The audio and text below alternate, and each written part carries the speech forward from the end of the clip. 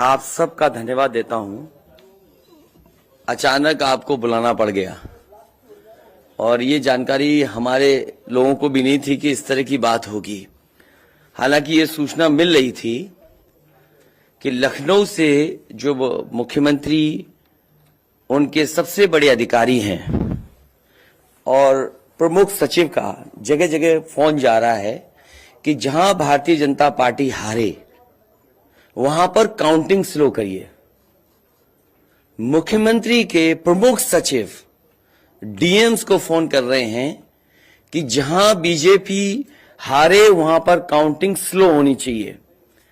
और यही नहीं, अगर हम पिछला चुनाव देखें तो जो भारतीय जनता पार्टी की हार हुई है 47 सीटें ऐसी हैं जो 5000 के अंदर कम वोट में हुई हैं।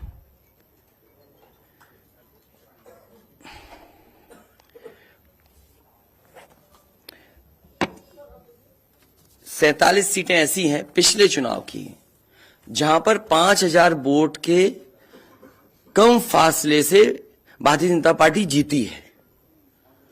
और जो आज देखने को मिला है बनारस में कि जहां ईवीएम्स ले जाई जा रही थी, एक ट्रक पकड़ा गया, 2 ट्रक लेकर के भाग गए। अगर सरकार चोरी नहीं कर रही थी, ये वोट की चोरी जो नहीं कर रही थी, तो कम से कम बताए कि एक गाड़ी रोक ली, पकड़ी गई, लाइव है, अभी भी हम लाइव देख सकते हैं। 2 गाड़ियां क्यों भागी? अगर कोई चोरी नहीं थी, प्रशासन ने, सिक्योरिटी ने इतना इंतजाम क्यों नहीं किया? इतनी फोर्स है, अभी इलेक्शन की फोर्स गई नहीं है यूपी से, तो आखिरकार अधिकारी क्यों नहीं कर रहे थे? क्या वजह है कि बिना सिक्योरिटी, बिना इतने इंतजाम के ईवीएम्स जा रही हैं? और ईवीएम्स के बारे में ये मानना है कि किसी भी वेयर हाउस में रखी हो या किसी भी स्ट्रांग रूम में रखी हो, तो बिना प्रत्याशी के जानकारी के आप मूव नहीं कर सकते हैं। अगर आपको ईवीएम्स को मूव करना है तो कम से कम जो प्रत्याशी चुनाव लड़ रहे हैं उनकी जानकारी में होना चाहिए। और सोचिए, मुख्यमंत्री आवास से प्रमुख सचिव, मुख्यमंत्री जगह जगह फोन कर रहे हो और डीएम्स को बता रहे हो। ये घबरा गए उसी दिन जिस दिन अखबारों में कुछ जगह आया कि कहीं पार्क की सफाई हो रही है, कहीं घर की सफाई हो रही है। और आप में से वो लोग हैं जो जमीन पर घूमे, जो जमीन पर चुनाव चल रहा है, वो भारतीय जनता पार्टी के खिलाफ था, जनता के अंदर नाराजगी थी। ये जो कल एग्जिट पोल आए हैं, मैं एग्जिट पोल पर बोलना नहीं चाहता था, लेकिन जो एग्जिट पोल आए हैं वो कहीं ना कहीं परसेप्शन ये क्रिएट करना चाहते हैं कि हां भारतीय जनता पार्टी जीत रही है, जिससे वो चोरी भी करें, अगर वो भी ना पता लगे कि हां चोरी हुई है। इसीलिए अगर हमने वोट दिया है, तो मैं अपने नौजवानों से, किसानों से और आम लोगों को कहूंगा कि उतनी हमारी जिम्मेदारी बनती है कि वोट को हम बचाएं। अगर वोट नहीं गिना जाएगा तो लोकतंत्र कहां जाएगा? और ये लोकतंत्र की आखिरी लड़ाई है। मैंने कई बार कहा कि उत्तर प्रदेश का चुनाव लोकतंत्र की आखिरी लड़ाई है। इसके बाद तो जनता को क्रांति करनी पड़ेगी, तभी बदलाव आएगा। इसलिए मैं अपने पार्टी के लोगों से और जो सच्चे ईमानदार, सच्चे सिपाही हों, सच्चे अधिकारी हों, सच्चे पत्रकार हों, कम से कम आगे आए और लोकतंत्र को बचाने के लिए खड़ा हों। और मैं अपनी पार्टी के लोगों से कहूंगा कि जब तक काउंटिंग न हो जाए तब तक कम से कम ये नजर रखें और लगातार निगरानी रखें कि कैसे वोट बचाया जा सकता है, कैसे जहां पर मशीनें रखी हैं कोई किसी का आना जाना ना हो। ये लोकतंत्र के लिए बहुत ही खतरे का समय है। जो दल हार गया, अब उसके बस में यही है जो अब करने जा रहे हैं। ये जितने कुछ एग्जिट पोल हुए हैं वो इसीलिए हुए हैं कि अगर वो चोरी भी करें तो शायद नजर ना आए। अब ईवीएम्स पकड़ी गई हैं, बहाना कोई ना कोई अधिकारी बताएंगे कि हम ईवीएम्स इसलिए ले जा रहे थे। आखिरकार फोर्स के साथ क्यों नहीं ईवीएम्स जा रही थी? ये तो ईवीएम की एक बनारस की जो अभी भी लाइव चल रहा है वो घटना है। बरेली में एक स्ट्रांग रूम से बाहर नगर पालिका की कचड़े की गाड़ी में जिसका नंबर UP25DT9166 में 3 बक्से सील पकड़े गए, जो सील बक्से थे। एक बक्से में सादा बैलेट पेपर था तथा 2 बक्से में मोहरें, रजिस्टर तथा सील करने वाला सामान था। करीबन 500 बैलेट पेपर पकड़े गए। इसी तरह सोनभद्र का है कि सोनभद्र में भी बड़े पैमाने पे चीजें पकड़ी गई। वो भी लोग समझ में आ गया तो उन्होंने देखा, एसडीएम को रोका। एसडीएम घोरावल जनपद सोनभद्र में खाली मत पर अपनी गाड़ी से पॉलिटेक्निक कॉलेज ले जाते हुए पकड़े गए। क्या सफाई देगी सरकार? इसीलिए मैंने कहा प्रमुख सचिव मुख्यमंत्री आप जानकारी कर लें। अगर आपके डीएम्स कोई जानकार हैं, उन्होंने खुद बताया है कि वहां से लखनऊ से फोन आ रहे हैं कि जहां पर भारतीय जनता पार्टी हार रही हो वहां पर काउंटिंग स्लो हो और रात तक काउंटिंग लेकर के जाइए।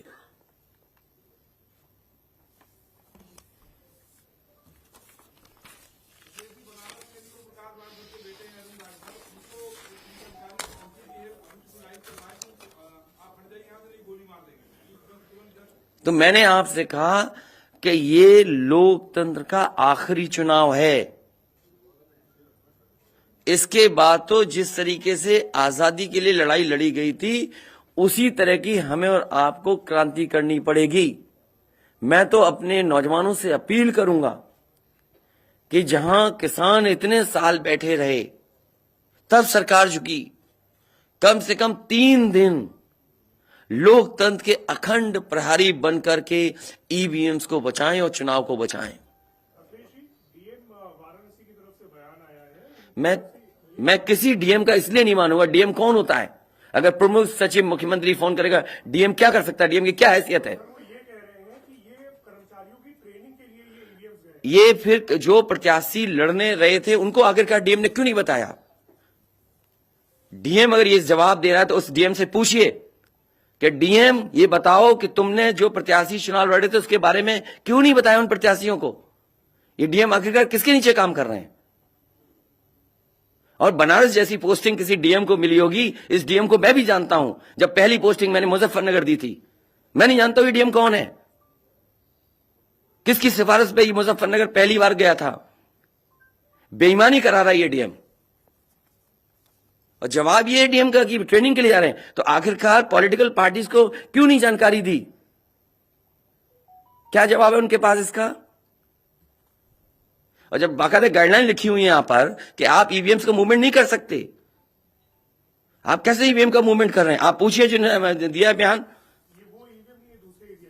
अरे भाई, मैं तो कह रहा हूं किसी आपने जो पॉलिटिकल चुनाव लड़ रहे हैं उनके बारे में क्यों नहीं बोल रहे हैं आप? और आप भी डीएम की बात को मानते हो? वो वर्जन इसलिए बोल रहे हैं क्योंकि सरकार एक भाषा बोलेगी, ऊपर से नीचे तक भाषा एक बोलेगी। आप बताइए, जब समाजवादी सरकार का चुनाव था, इलेक्शन कमीशन ने जो शिकायत की उस अधिकारी को हटाया गया? आज इलेक्शन कमीशन ने किसी अधिकारी को हटाया हो? एक अधिकारी अगर इलेक्शन कमीशन हटाया हो तो बता दो।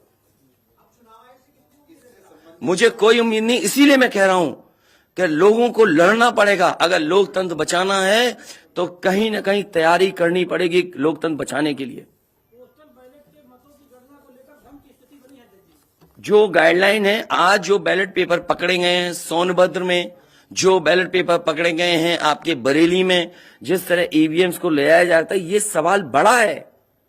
अधिकारी वही भाषा बोलेंगे जो उनको बोलने के लिए सरकार कहेगी। वो नहीं चाहते कि ओम प्रकाश राजभर जी, क्या भूल गए? इलेक्शन कमीशन याद नहीं है? ओम प्रकाश राजभर जी नॉमिनेशन के लिए गए, इनको अपमानित नहीं किया गया?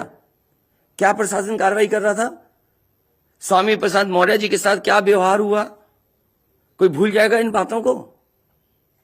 और चुनाव भर में क्या भाषण थे, क्या भाषा का इस्तेमाल था? हर जगह डराने का काम जनता को। ये अलग बात है। कम से कम इलेक्शन कमीशन को ये देखना चाहिए, खुलेआम जनता देख रही है, आज के जमाने में लाइव है कि किस तरीके से ईवीएम्स को ले आया जा रहा था। चुनाव आयोग को सबसे पहले जिलाधिकारी बनारस पे कार्रवाई करनी चाहिए कि आखिरकार उसने किसी को कॉन्फिडेंस में क्यों नहीं लिया। अगर मशीनें जा रही थी तो प्रत्याशियों को क्यों नहीं बताया गया? पॉलिटिकल पार्टीज को क्यों नहीं जानकारी दी गई? अगर ये गाइडलाइन में है कि नहीं है इलेक्शन कमीशन के, आप ईवीएम्स को एक जगह से दूसरी जगह मूव करा रहे हैं, आखिरकार इसके लिए जिम्मेदार कौन है? आप ईवीएम लेके जा रहे हैं, अब 2 दिन की बात है, काउंटिंग होनी है।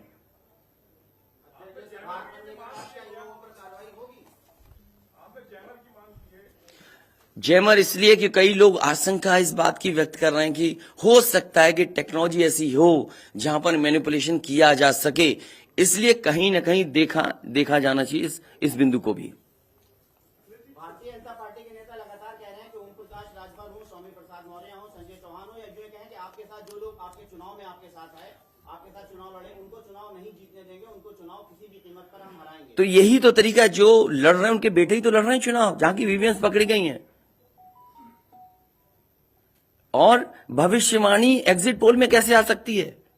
पॉलिटिकल लीडर्स जो बातें कहें, सत्ता के लोग बैठे हुए, वो एग्जिट पोल में कैसे दिखाई दे रहा है? प्रशासन और सरकार की जो चोरी है, इसमें एग्जिट पोल के टेलीविजन चैनल शामिल है। आपको ये देखना चाहिए, जो एग्जिट पोल कर रहे हैं, क्या मुनाफे के लिए कर रहे थे? जो कंपनियां बड़ी बड़ी, सर्वे का पैसा कौन दे रहा है उनको? और जो डेटा दिया है चैनलों को, फ्री दिया गया है कि उपहार में दिया गया है, वो अलग बिंदु है। कोई इतनी बड़ी एक्सरसाइज कर रहा है, उसका फाइनेंशियल बर्डन कौन उठा रहा है?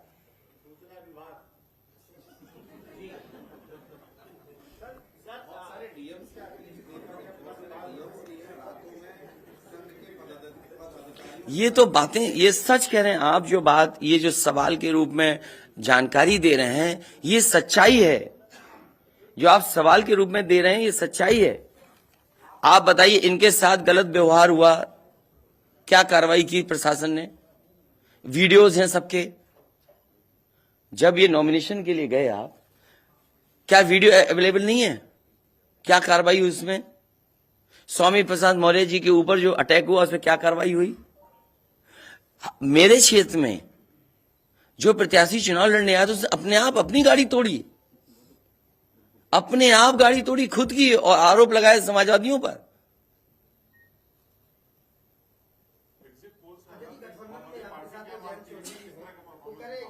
क्या करेंगे जब वोट को लेंगे? आगे वो कह रहे हैं शांतिपूर्ण मतगणना के लिए उन्होंने अपील की है। नहीं, शांतिपूर्ण मतगणना के लिए तो हम भी अपील कर रहे हैं, लेकिन सावधान रहें। अगर वोट दिया है तो वोट को बचाए भी तो सही।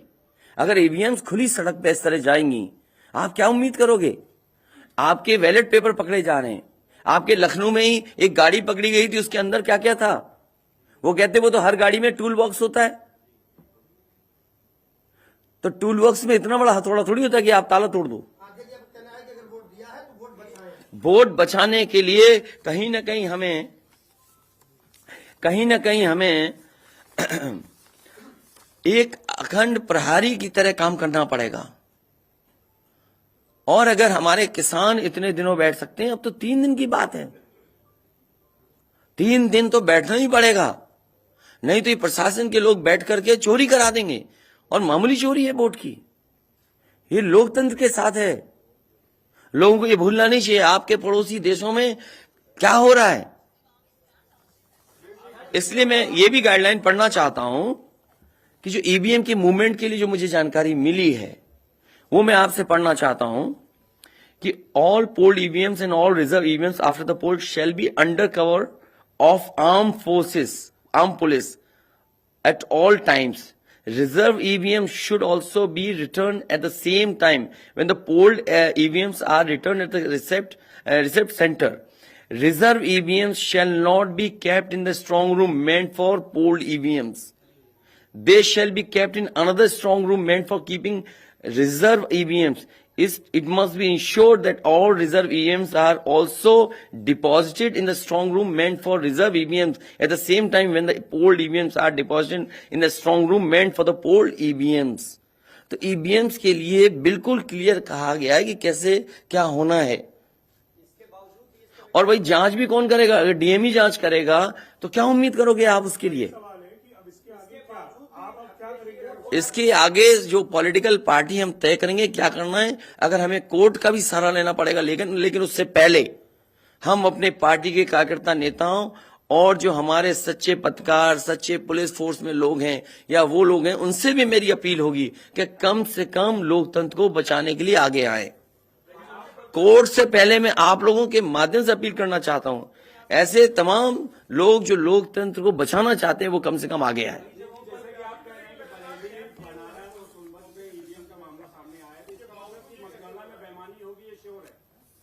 आपने पंचायतों का चुनाव देखा था, भारतीय जनता पार्टी ने खुलेआम वोट को लूटा। जनता को याद है महिलाओं के जो कपड़े फाड़े गए, छीने गए, महाभारत के अलावा अगर किसी ने किया तो वो भारतीय जनता पार्टी ने करके दिखाया। क्या कार्रवाई की गई उस समय बताइए? इलेक्शन जो आपका स्टेट इलेक्शन कमीशन है, शिकायतें हुई, क्या कार्रवाई हुई उनके ऊपर? क्या कार्रवाई हुई पुलिस के ऊपर? क्या कार्रवाई हुई उन लोगों जिन्होंने वोट को छीना? इसलिए मैं अपील करता हूं आपके माध्यम से, जो सच्चे पत्रकार हैं, सच्चे अधिकारी, पुलिस फोर्स, लोकतंत्र को बचाने के लोग सामने आए, जिससे लोकतंत्र बचाया जा सके। माननीय मुख्यमंत्री जी, ये जो घटनाएं हो रही हैं, हताशा और निराशा की जो है वो पराकाष्ठा है। क्या ऐसा कुछ होगा? क्या समाजवादी मैं नौजवानों से विशेष अपील करूंगा, और इसलिए अपील करूंगा, मैंने वो तस्वीरें देखी कि नौजवान वोट डालने के लिए लोकतंत्र में कैसे निकल पड़ा। अगर उसने वोट डाला है तो कम से कम वो वोट बचाए। अपना कैसे वोट बचाएगा? गिनने से कैसे गिनती में लाएगा? और ये कोई ये मामूली घटना नहीं है। जो लोग लोकतंत्र पर भरोसा करते हैं उनके अंदर आक्रोश होगा, ऐसा नहीं कि गुस्सा नहीं होगा उनके अंदर।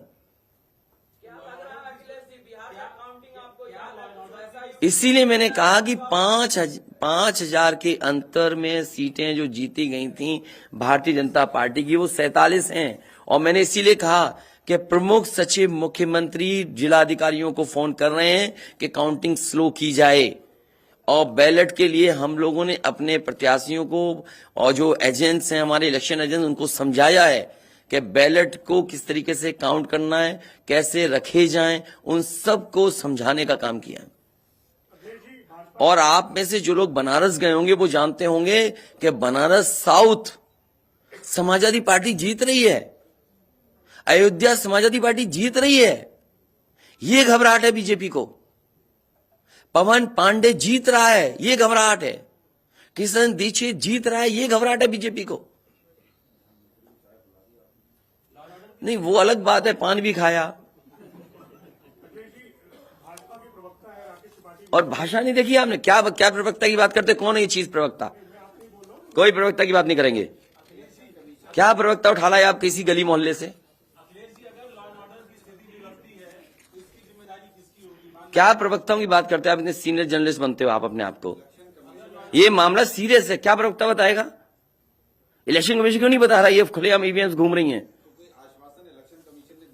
कोई आश्वासन नहीं दिया। हो सकता है हमारी प्रेस के शायद कुछ जागे। ये यूपी के हैं सब, और कहां के इलेक्शन कमीशन के लोग? रिटर्निंग ऑफिसर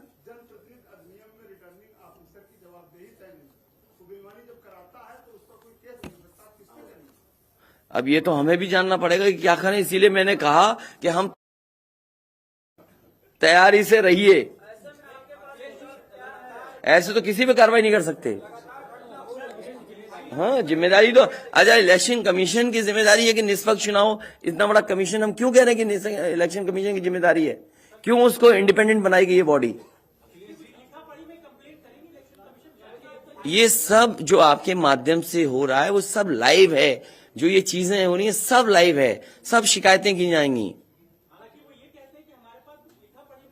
सब देंगे। अभी तो अभी कहो तो अभी लाइव दिखा दें। जब आपको बुलाया है, मैंने तकलीफ दी आपको, इसके बाद हम लोग अपना लिखेंगे।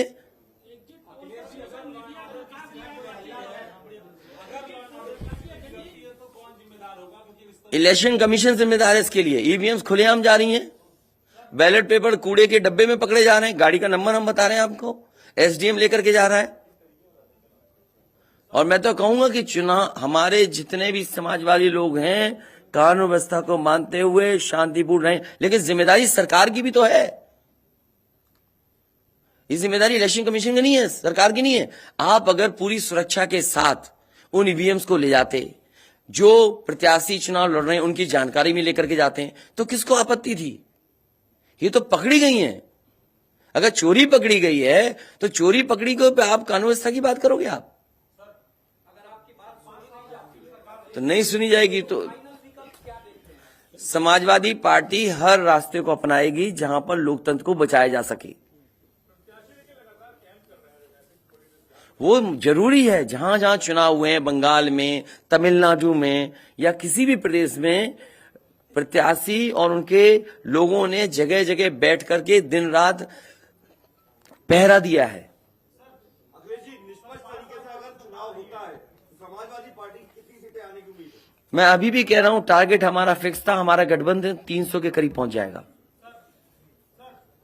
5 साल से आपकी सरकार रही है, 75 जिले हैं सर, उसमें ऐसा कोई आईएएस अधिकारी या कोई अधिकारी हो सर जो यहाँ से शासन से फोन किए जा रहे हैं सर, जैसा आप कह रहे हैं?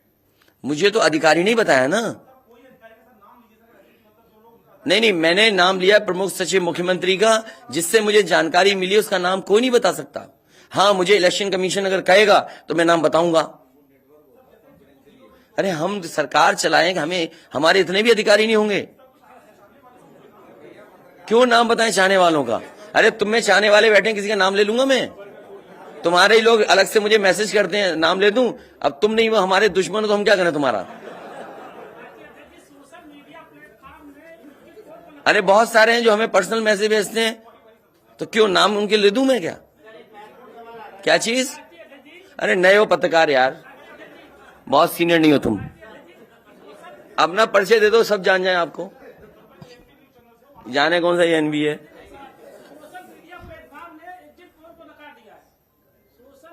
इसीलिए मैं कह रहा हूं आपसे कि एग्जिट पोल है कि जो चोरी करी जाए उसको ढका जा सके।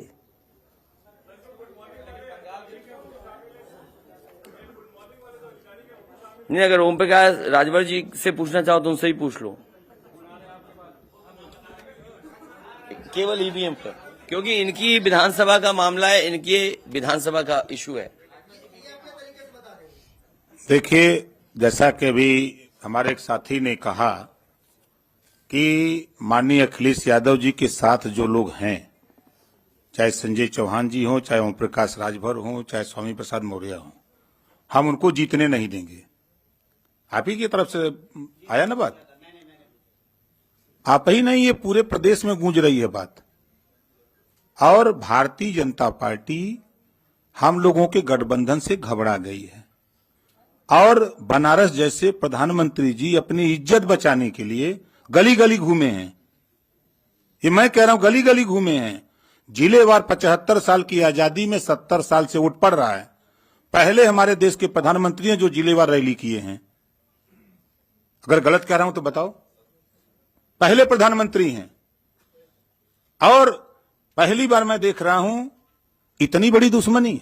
मैं उसी दिन कहा था जिस दिन नामांकन के समय जिलाधिकारी और वहां के कमिश्नर की मिली भगत से जब 3 लोगों की एंट्री है नॉमिनेशन कक्ष में, तो सैकड़ों गुंडे वहां कैसे पहुंच गए? पहले सवाल वहीं खड़ा होता है। उसी दिन मैंने कहा था आप लोगों के सामने पेश करके लखनऊ कि डीएम बनारस और कमिश्नर के होते हुए निष्पक्ष चुनाव नहीं हो सकता। आज खुलासा हो गया। जब चुनाव आयोग की गाइडलाइंस है कि चाहे खाली ईवीएम हो चाहे कोई ईवीएम, अगर वहां स्ट्रांग रूम से निकालना है तो वो वहां चुनाव लड़ने वाले उम्मीदवारों को सूचना दे, तब उसके बाद वो वहां से ले जा सकता। और प्रशासन की निगरानी में, और 3-3 गाड़ियां भाग रही हैं। शायद हमारे लोग वहां नहीं होते, 2 गाड़ी तो चली गई, एक गाड़ी जबरी जब खड़ा हो गया किसी तरह जान बचा के तो रोका, तुरंत उसके चारों टायर का हवा निकलवा दिया हमने। निकालो नहीं तो ये भी ढकेल के लेके चले जाएंगे। वही देखिए, दिख रहा है ना इतनी ईवीएम मशीनें कैसे वहां आई। सवाल तो इस बात का है। तो देखिए, वहां के जिलाधिकारी और कमिश्नर जो वहां हैं, इन पे हमारा खुद भरोसा नहीं है। और जाको राखे साइया मार सके न कोई, बाल न बांका कर सके बैरी जग सारा हो। 10 मार्च को 10 बजे देख लीजिएगा, पहले राउंड की जब बैलेट पेपर की गिनती होगी पहले चक्र की, तो समाजवादी पार्टी गठबंधन का रुझान जो आएगा वो 400 सीटों का आएगा। 400 से भी ज्यादा आ सकता है। आपके सामने 10 को देखिएगा, रुझान जो बैलेट पेपर का आएगा वो 400 से भी ज्यादा आएगा। लेकिन भारतीय जनता पार्टी घबराहट है। वो लगे हैं कि ईवीएम से हेरफेर कर देंगे, तो हम लोग भी वहां लगे हैं ईवीएम ठीक करने में। हम लोग भी घेर ही लिए हैं, नहीं देते लेके भागी गए थे। तो इनसे हम लोग डरने वाले नहीं है। हमारे गठबंधन के सभी नेता कार्यकर्ता हमारे सभी साथी लगे हैं, पूरी किलेबंदी है। जो भारतीय जनता पार्टी की सोच है, ये एक कदम चलते हैं तो हम 10 कदम आगे निकल के चलते हैं। हम इनको 3 साल पहले ही बता दिया कि सत्ता से बेदखल करूंगा। आप लोग भी नहीं मान रहे थे कि मान रहे थे? नहीं मान रहे थे। और आज प्रश्न खड़ा हो गया ना। मैंने कहा 27 अक्टूबर 2021 को कि माननीय अखिलेश यादव जी को मुख्यमंत्री बना के दिखाऊंगा, और 10 मार्च को देखिएगा जब टीवी पर चलेगा आप लोगों की स्क्रीन पर, तब समझ में आ जाएगा सबको। यही हताशा और निराशा है कि ईवीएम जो है ये इधर उधर कर रहे हैं, लेकिन कुछ कर नहीं पाएंगे। हम लोग भी अलर्ट हैं।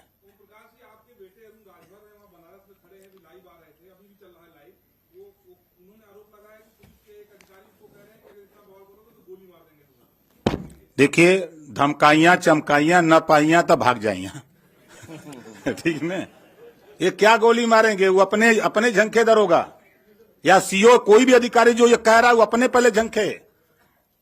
वो जिस दिन गोली मारेगा वो कहां रहेगा? धरती पर न रहेगा। ये ओम प्रकाश राजभर हैं।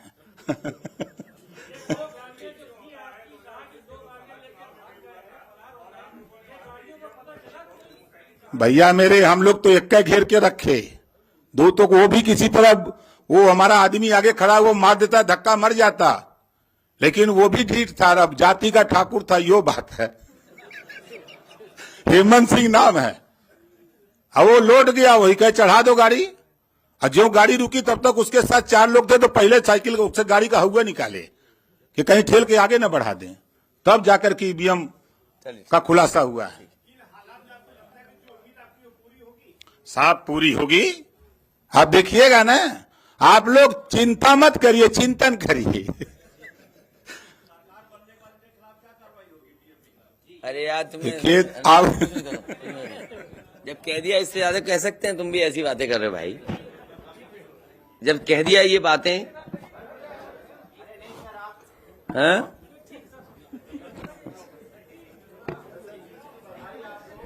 नहीं, अभी मत जीत की बधाई दो। अभी जीत की बधाई हम लेंगे और मिठाई भी बांटेंगे आपको। और देखिए, एग्जिट पोल आ गए, नहीं बीजेपी वाले मिठाई का ऑर्डर नहीं दे पाए। हैं? क्या बीजेपी का? नहीं, हम तो खिला ही रहे, कल से ही खिला रहे हम तो। हैं? हम तो कल से खिला रहे मिठाई। और ये लाइव फिर दिखा दो। अभी लाइव चल रहा है ना।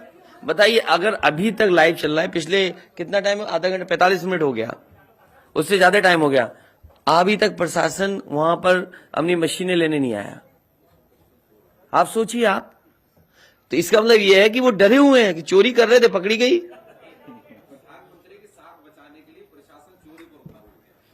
आप देखिए ना, अगर मान लीजिए हम और आप यहां बैठ करके देख रहे हैं, अगर वो चीज लाइव हो रही है तो दुनिया में देखी जा रही होगी। उनको परवाही नहीं है कि मशीन कौन ले जा रहा है, ले जाने दो। अभी लाइव हो रहा, सोचिए कितनी इतना समय इसमें प्रशासन जाता, बातचीत करता, नहीं ले जाए ईवीएम्स।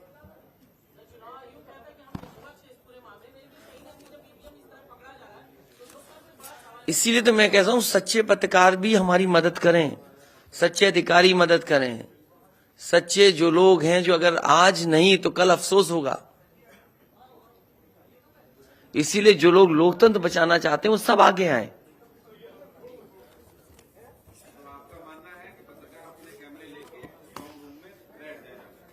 न पत्रकार बैठे, लेकिन कम से कम आवाज तो उठे।